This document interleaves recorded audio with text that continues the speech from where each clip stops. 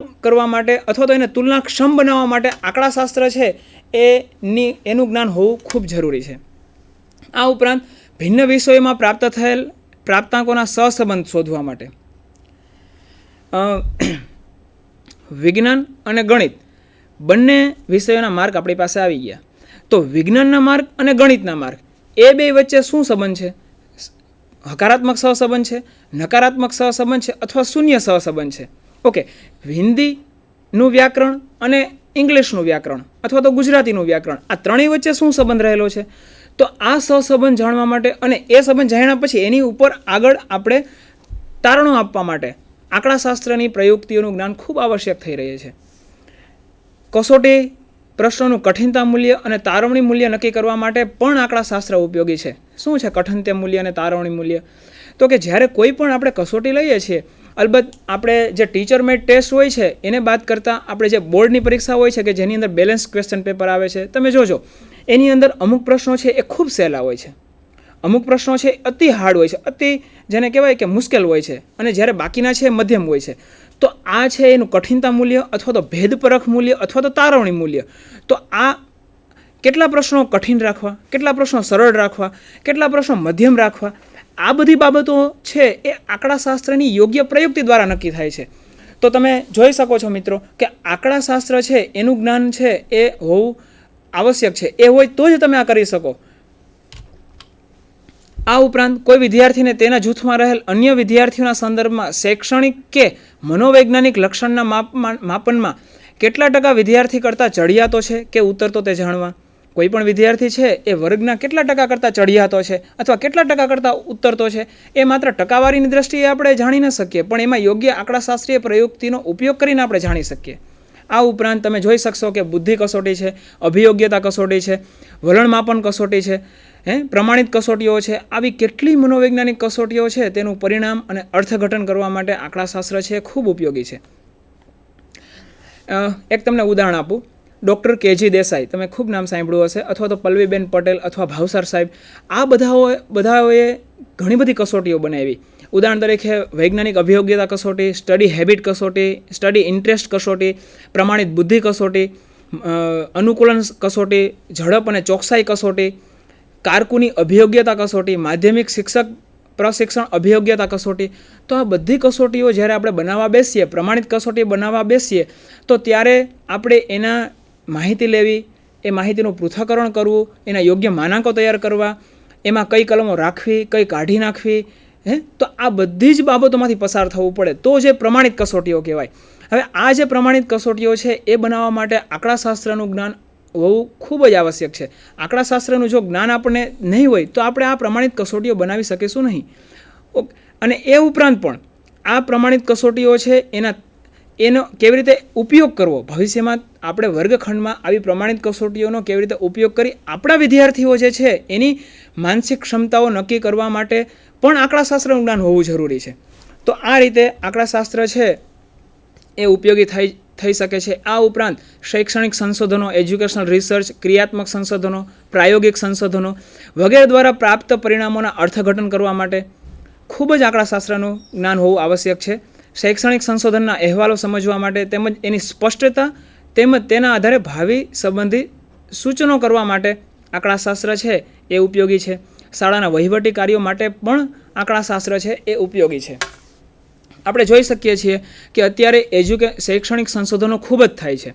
એમાંય ખાસ કરીને પ્રાયોગિક સંશોધનો, ઐતિહાસિક સંશોધનો કે સર્વેક્ષણ સંશોધનો. તો આ બધા સંશોધનો છે એ થાય છે કેવી રીતે થાય છે, એના અહેવાલ લેખન અથવા તો એના તારણો શું છે, એની ઉપરથી આપણે કેવી ભવિષ્યમાં આગાહી કરી શકીએ. તો આ બધામાં આંકડાશાસ્ત્ર છે એનું જ્ઞાન હોવું અતિ આવશ્યક છે. શાળાના વહીવટી કાર્યો, શાળાની અંદર આપણે આવેલા વિદ્યાર્થીઓ છે એ વિદ્યાર્થીઓમાં કેટલા કેટેગરીમાં આવે છે, કેટલા વિદ્યાર્થીઓ છે એની ભૂતકાળ જે છે એમાં એ પ્રી એચિવમેન્ટ એટલે આગળના વર્ષની સિદ્ધિ શું હતી, હવે પછી એનો પ્રોગ્રેસ કેવો છે, અથવા તો કોલેજમાં આવેલા વિદ્યાર્થીઓ છે એના જે શૈક્ષણિક રિઝલ્ટ આવે છે, મીન્સ કે એના પરિણામો આવે છે, તો એમાં એનો મધ્યક, મધ્યસ્થ, બહુલક, પ્રમાણ વિચલન, એના સહસંબંધ એ બધું જાણવા માટે, એટલે કે કોલેજના વહીવટી કામ માટે પણ આંકડાશાસ્ત્ર છે એ ખૂબ જરૂરી છે. તો આ આપણે આંકડાશાસ્ત્રની બધી ઉપયોગિતા જોઈ. હવે આંકડાશાસ્ત્ર છે એ મેં અગાઉ વાત કરી એમ કે ઘણા બધા ક્ષેત્રોમાં છે એ ખૂબ જ ઉપયોગી પુરાવાર થયું છે. જેમ જેમ આપણે આપણા વ્યવસાયના સંદર્ભમાં, વ્યવસાયના ક્ષેત્રમાં આગળ વધતા જઈએ એમ આપણે આપણું એક્સટેન્શન, આપણું બાયોડેટા છે એ સાઉન્ડ કરવા માટે આપણે સંશોધનો કરીએ, રિસર્ચ કરીએ, નાના નાના પ્રોજેક્ટ લઈએ. તો આ બધા પ્રોજેક્ટો છે એના ઉપર માહિતી એકઠી કરવી, એની ઉપર પ્રક્રિયા કરવી, પ્રક્રિયા કર્યા પછી તારણો ઉપર આવવું, અગાઉ ભાવિ સંશોધનની ભલામણો કરવી. તો આ બધામાં આંકડાશાસ્ત્ર છે એ ખૂબ જરૂરી છે. શિક્ષક માટે પણ જરૂરી છે, મનોવૈજ્ઞાનિક માપન માટે પણ જરૂરી છે, ઇવન સમાજના દરેક ક્ષેત્રમાં જરૂરી છે. ક્યારેક એવું પણ બને મિત્રો કે આપણે આંકડાશાસ્ત્રનું જ્ઞાન ન હોય, અલબત્ત પ્રાથમિક જ્ઞાન ન હોય તો પણ આપણે બીજા ઉપર આધાર રાખવો પડતો હોય છે. તો આંકડાશાસ્ત્ર છે એ નું જ્ઞાન હોવું આવશ્યક છે. આંકડાશાસ્ત્રની આટલા ઉપયોગો જોયા પછી એની થોડી ઘણી મર્યાદાઓ પણ છે, પણ આ મર્યાદાઓને અવગણી શકાય. પણ આમ છતાંય એની મર્યાદાઓ છે એ આપણે જોઈએ. આંકડાશાસ્ત્રની મર્યાદા ઘણીવાર કોઈ એક જ ઘટનાનું આંકડાકીય માહિતીના આધારે તેના લક્ષણોનું વર્ણન કરવામાં આવે તે હકીકતમાં હોતું નથી. ઘણીવાર કોઈ વિદ્યાર્થી ફેલ થયો અથવા તો નાપાસ થયો અને એની ઉપરથી આપણે એનું વર્ણન કરીએ કે આ વિદ્યાર્થી છે એને તો કાંઈ આવડતું જ નથી અથવા તો એને પરીક્ષામાં તૈયારી નહીં કરી હોય, તો ખરેખર એવું નથી હોતું. એનું તારણ મળ્યું આંકડાકીય માહિતી કે ફેલ અથવા તો નાપાસ અથવા તો 34 માર્ક, મિનિમમ 35માંથી 34 માર્ક, તો એના આધારે એના લક્ષણોનું વર્ણન કરવામાં આવે એ આંકડાશાસ્ત્રની મર્યાદા છે. એમ આપણે એની ઉપરથી વર્ણન કરી શકાય નહીં. આ ઉપરાંત જો આપણો નિદર્શ એટલે કે નમૂનો એ નાનો હોય તો તેની ઉપરથી તારવેલા પરિણામોનું સામાન્યકરણ ચોક્કસ કે સચોટ હોતું નથી. ઉદાહરણ તરીકે આપણે જૂનાગઢ જિલ્લાના ગ્રામ્ય વિસ્તારની વિદ્યાર્થિનીઓ અંગ્રેજી વિષયમાં નબળી છે. હવે ગ્રામ્ય વિસ્તારના આપણે 50 વિદ્યાર્થીનો ડેટા લીધો, માહિતી લીધી, અને પછી એની ઉપરથી આપણે તારણ કાઢ્યું કે આ વિદ્યાર્થીનો અંગ્રેજી વિષયમાં નબળી છે. અને પછી આપણે એમ કહીએ કે સમગ્ર જૂનાગઢ જિલ્લાની વિદ્યાર્થિનીઓ અંગ્રેજી વિષયમાં નબળી છે, તો એ બાબત ખોટી છે. લીધો આપણે નમૂનો ખૂબ નાનો, 50 વિદ્યાર્થીનો ગ્રામ્યનો, અને પછી આપણે એનું તારણ લઈ અને આખા જૂનાગઢ જિલ્લા ઉપર એ પ્રતિપાદિત કરીએ તો એ વાત ખોટી છે. તો એ આંકડાશાસ્ત્રની મર્યાદા આવે છે. આ ઉપરાંત નિદર્શ પરથી તારવવામાં આવતા અનુમાનનું જે તે સમષ્ટિ સિવાયના સમુદાય માટે વ્યાપક સામાન્યીકરણ કરવું પણ જોખમી છે. અને એ ઉપરાંત સંબંધિત તમામ માહિતીનો સંદર્ભ લીધા વગર જો તુલના કરવામાં આવે તો અનુમાન ખોટા પડવાની શક્યતા રહે છે. આ બાબતમાં થોડીક આપણે સમજણ મેળવી લઈએ કે નિદર્શ આપણે ધારો કે ઉદાહરણથી આપણે સમજીએ. ગુજરાત રાજ્યના 10મા ધોરણના વિદ્યાર્થીઓ જે છે એની આપણે અનુકૂલન ક્ષમતા કસોટી માપી, અથવા તો આપણે એની વૈજ્ઞાનિક અભિયોગ્યતા કસોટી માપી, અથવા એની ઝડપ ચોકસાઈ કસોટી માપી, અને પછી આપણે એના તારણો લીધા. હવે આ તારણો લીધા પછી આપણે એમ કહીએ કે મહારાષ્ટ્ર રાજ્ય છે એના પણ 10મા ધોરણના વિદ્યાર્થીઓની મનોવૈજ્ઞાનિક માનસિક ક્ષમતા આટલી હશે, એની વૈજ્ઞાનિક અભિયોગ્યતા આટલી હશે, તો એ બાબત ખોટી છે. આપણે જે નમૂના માટે માહિતી લીધી છે, જે નમૂના માટે આપણે પરિણામો છે એ પ્રતિપાદિત કર્યા છે, એ બીજા નમૂના માટે આપણે જ્યારે પ્રતિપાદિત કરીએ છીએ તો તે આંકડાશાસ્ત્રની મર્યાદા છે, એ આપણે કરી ન શકીએ એવી રીતે. અને આ ઉપરાંત આપણે જે તે સંદર્ભ લીધા વિના જો માહિતીની તુલના કરવામાં આવે તો એમાં પણ આપણે અનુમાનો આપણા ખોટા ઠરે છે. ક્યારેક મૂળ અવલોકનો એવા ચોક્કસ અને સ્પષ્ટ હોય કે જેમાં આંકડાશાસ્ત્રીની ચોકસાઈની જરૂર રહેતી નથી, તેમ છતાં તેના પર આંકડાશાસ્ત્રીય ગણતરી કરી અને માહિતીની રજૂઆત કરી તેને જટિલ બનાવવામાં આવે છે, તો એ પણ આંકડાશાસ્ત્રની મર્યાદા છે. આને પણ આપણે ઉદાહરણ દ્વારા આ મર્યાદાને સમજીએ. ઘણી વખત શું હોય છે કે આપણી પાસે જે ડેટા આવે છે એકદમ સ્પષ્ટ હોય છે, એકદમ ચોખ્ખો હોય છે, એ મળેલા પ્રાથમિક સોર્સ ઉપરથી જ આપણને એના તારણો ખબર પડી જતા હોય છે. હવે જો આપણે એની ઉપર વધારે પડતી આંકડાશાસ્ત્રીય માહિતી છે એ એપ્લાય કરી અને એના પરિણામોને જટિલ અથવા તો સંકુલ બનાવીએ તો એ સામાન્ય માણસને ઘડીકમાં સમજમાં નથી આવતું. ઉદાહરણ તરીકે સુરેન્દ્રનગર જિલ્લામાં પ્રાથમિક શિક્ષકોની સંખ્યા, ઉદાહરણ તરીકે 2000 શિક્ષકો છે.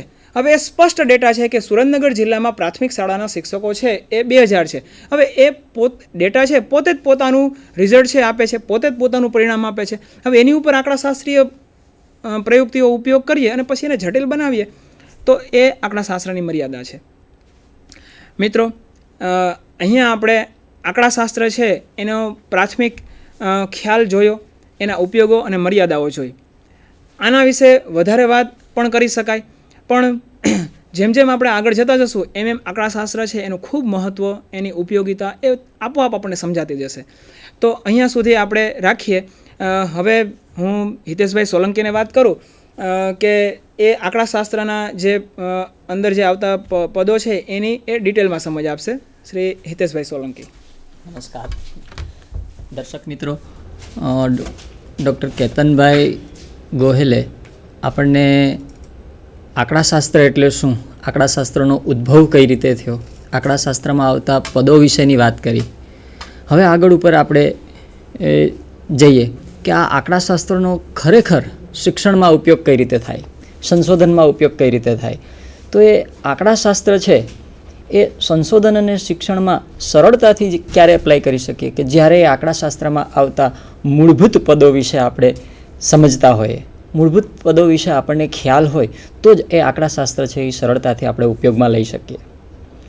આ આંકડાશાસ્ત્ર ઉપયોગમાં લેવું હોય તો એના માટે હું એક પ્રાથમિક બાબત કહું કે સંશોધનના સંદર્ભની અંદર જ્યારે આપણે આંકડાશાસ્ત્રનો ઉપયોગ કરવો છે તો આપણે એક શિક્ષક તરીકે જાણીએ છીએ કે અધ્યયન અધ્યાપનની પ્રક્રિયામાં જો એની સફળતા છે એ જોવી હોય તો એ શિક્ષણની પદ્ધતિ ઉપર આધાર રાખે છે કે શિક્ષણની પદ્ધતિ જો યોગ્ય હોય તો એ તમે નેક્સ્ટ આપણે આંકડાશાસ્ત્ર છે એનો ઉપયોગ એમાં સમજી શકીએ.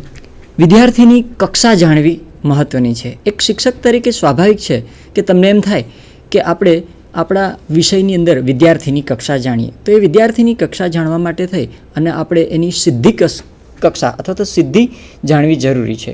જ્યારે પણ તમે તમારા વર્ગમાં વિદ્યાર્થીઓની સિદ્ધિ જાણવાનું નક્કી કરો ત્યારે તમે જાણી શકો, ત્યારે જ તમે કહી શકો કે અમને કઈ પદ્ધતિ દ્વારા શીખવવું જોઈએ. તો એ શીખવાની પદ્ધતિ નક્કી કરવા માટે થઈ અને શિક્ષક શું કરશે? તો શિક્ષક છે એ પોતાના વિષયના સંદર્ભમાં વિવિધ વિષયને અનુરૂપ સંકલ્પનાઓ પસંદ કરી અને એ સંકલ્પનાઓને આવરી લેતી એક કસોટી લેશે. કસોટીનું પરિણામ તૈયાર કરશે, પરિણામોનું પૃથ્થકરણ કરશે અને પછી એ પૃથ્થકરણને આધારે સિદ્ધિ કક્ષા મુજબ એ વિદ્યાર્થીઓનું જુદા જુદા સમૂહમાં વિભાજન કરશે અને પછી નક્કી કરશે કે કઈ પદ્ધતિ દ્વારા એમને શિક્ષણ કાર્ય કરાવવું. હવે જે પદ્ધતિ દ્વારા શિક્ષણ કાર્ય કરાવવાનું હશે એ પદ્ધતિ એ દરેક જૂથ માટે થઈ અને લાગુ પાડશે. હવે દરેક જૂથને એ આ કસોટી આપશે, આ પદ્ધતિ દ્વારા શીખવશે અને એ પદ્ધતિ મુજબ એ શિક્ષણ કાર્ય કરાવશે.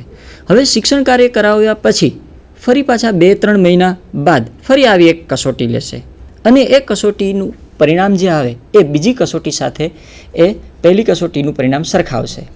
પોતે અમલમાં મૂકેલી જે કાર્ય પદ્ધતિ છે એ યોગ્ય છે કે નહીં તેનું મૂલ્યાંકન કરશે અને જો જરૂર પડશે તો તે એ પદ્ધતિની અંદર ફેરફારો પણ કરશે. આ પ્રક્રિયા સંપૂર્ણ જોઈ એક ક્રમશઃ ચાલતી અને સતત પ્રક્રિયા છે. આ પ્રક્રિયાને સંશોધનની પ્રક્રિયા કહેવાય. આવી જે સંશોધનની પ્રક્રિયા છે એના માટે આંકડાશાસ્ત્ર છે એ ઉપયોગી છે. આવી પ્રક્રિયા છે એ આંકડાશાસ્ત્ર દ્વારા કરી શકાય. તો આંકડાશાસ્ત્રની અંદર આવી પ્રક્રિયાનો વિગતે અભ્યાસ કરવો હોય તો આંકડાશાસ્ત્રની પદ્ધતિમાં મુખ્યત્વે ચોક્કસ સોપાનો અનુસાર એને આપણે રજૂ કરી શકીએ. તો એવા ચોક્કસ સોપાનો કયા છે? તો કે સમસ્યા સંબંધિત એમ કે માહિતી છે એનું એકત્રીકરણ પહેલાં તો કરવું કે કઈ સમસ્યા છે એ સમસ્યાને સંદર્ભમાં લઈ અને માહિતીઓ એકઠી કરવી. એકત્રિત માહિતી છે એની પદ્ધતિસરની રજૂઆત કરવી અને પછી એ માહિતી છે એનું વિશ્લેષણ અથવા તો પૃથ્થકરણ કરવું. હવે માહિતીનું પૃથ્થકરણ થઈ ગયા પછી એ માહિતી છે એનું અર્થઘટન કરી અને તે પરથી તારણો મેળવી શકાય અને એ તારણો છે એ આપણે લાગુ પાડી શકીએ. હવે આ વાત હતી એ આખી એક શિક્ષણની પ્રક્રિયાની અંદર સંશોધન કઈ રીતે કરવું. સંશોધનની પ્રક્રિયામાં આંકડાશાસ્ત્ર કઈ રીતે ઉપયોગી થાય અને આંકડાશાસ્ત્રની અંદર કયા ક્રમની અંદર આપણે સંશોધન કરવું અથવા તો એ આંકડાશાસ્ત્રનો ઉપયોગ કયા ક્રમમાં કરવો એ જોયું. હવે જ્યારે આંકડાશાસ્ત્ર પ્રયુક્તિઓનો ઉપયોગ કરીએ છીએ અથવા તો આંકડાશાસ્ત્રનો સંશોધનમાં ઉપયોગ કરે છે ત્યારે એમાં પ્રાથમિક પણ અતિ મહત્ત્વના એવા પદોની સમજ આપણને હોવી જોઈએ. જ્યાં સુધી આપણે એ પદોની સમજ ન હોય ત્યાં સુધી આપણે સરળતાથી આંકડાશાસ્ત્રનો ઉપયોગ કરી શકીએ નહીં. તો એવા પદોની અંદર આપણે જોઈએ તો પહેલું પદ છે ચલ, વેરિયેબલ. જે લક્ષણ બદલાતું હોય અને સંખ્યાત્મક રીતે ગણી કે માપી શકાતું હોય તેને ચલ કહે છે. દાખલા તરીકે ઉંમર, ઊંચાઈ, વજન. આ ઉંમર, ઊંચાઈ અને વજન એ માપી શકાય છે.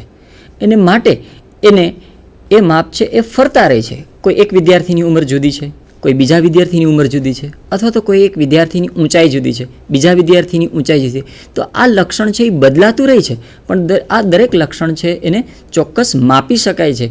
એવા જે કોઈ પણ લક્ષણો છે એ દરેકને ચલ કહેવામાં આવે છે. વ્યાપક રીતે જોઈએ તો ની અંદર આપણે સંશોધનના સંદર્ભમાં વાત કરીએ તો સંશોધનના સંદર્ભની અંદર જોઈએ તો જે કોઈ પણ સમસ્યા છે એ સમસ્યાના સંબંધિત જે કોઈ પણ પરિબળો છે કે ઘટકો છે એને પણ ચલ કહેવાય. દાખલા તરીકે આપણે એમ જોઈએ કે વિદ્યાર્થીની સિદ્ધિ, તો એ વિદ્યાર્થીની સિદ્ધિ ઉપર ઘણા બધા પરિબળો અસર કરતા હોય છે. વિદ્યાર્થીની સિદ્ધિ ઊંચી, મધ્યમ અથવા તો નિમ્ન જોવા મળતી હોય તો એના પાછળ ઘણા બધા કારણો હોઈ શકે, ઘણા બધા ઘટકો અસર કરતા હશે. તો એવા ઘટકોની અંદર દાખલા તરીકે વિસ્તાર, સામાજિક જૂથ, માતા પિતાનો અભ્યાસ, માતા પિતાનો વ્યવસાય, સામાજિક આર્થિક દરજ્જો. તો આપણે જોઈએ કે વિસ્તાર કઈ રીતે અસર કરે, કે વિદ્યાર્થીની સિદ્ધિ છે એના ઉપર વિસ્તારની અસર, કે વિદ્યાર્થી છે એ શહેરી વિસ્તારમાંથી છે, ગ્રામ્ય વિસ્તારમાંથી છે કે અર્ધ શહેરી વિસ્તારમાંથી છે, તો એની અસર એની શિક્ષણની સિદ્ધિ ઉપર જોવા મળશે. બીજી વાત આપણે કરી કે એનું સામાજિક જૂથ, કે એ કઈ કેટેગરીમાંથી આવે છે, એ એસસી કેટેગરીનો વિદ્યાર્થી છે, એસટી કેટેગરીનો છે કે પછી જનરલ કેટેગરીમાંથી આવે છે. તો એ જે કેટેગરી છે એનું સામાજિક જૂથ છે એની પણ અસર એના શૈક્ષણિક સિદ્ધિ ઉપર આવશે. એ જ રીતે માતા પિતાનો અભ્યાસ છે, કે માતા પિતા છે એ ઉચ્ચ અભ્યાસ મેળવેલ છે અથવા તો મધ્યમ અભ્યાસ કરેલો છે, નિમ્ન અભ્યાસ કરેલ છે, તો એના બાળકની અંદર એની સિદ્ધિની અંદર અસર કરે છે. તો આવા અન્ય ઘણા બધા પરિબળો હોઈ શકે કે જે એની શૈક્ષણિક સિદ્ધિ ઉપર અસર કરતા હોય. તો આ વાત હતી ચલની. હવે જ્યારે કોઈ પણ સમસ્યાના સંદર્ભમાં આપણે વાત કરતા હોય અને જે કંઈ પણ તારણો આવતા હોય એ મોટે ભાગે એક કોઈ મોટા સમૂહ અથવા તો મોટા જૂથ ઉપર આપણે એપ્લાય કરવાના હોઈએ છીએ. તો એ મોટા જૂથ અથવા એ મોટો સમૂહ છે એને શું કહેવાય? તો એ મોટો જૂથ અથવા તો જે મોટો સમૂહ છે એને આપણે વ્યાપ વિશ્વ કહીએ છીએ. તો એ સમષ્ટિ કે વ્યાપ વિશ્વ એટલે શું? પોપ્યુલેશન. આપણા અભ્યાસ વિશે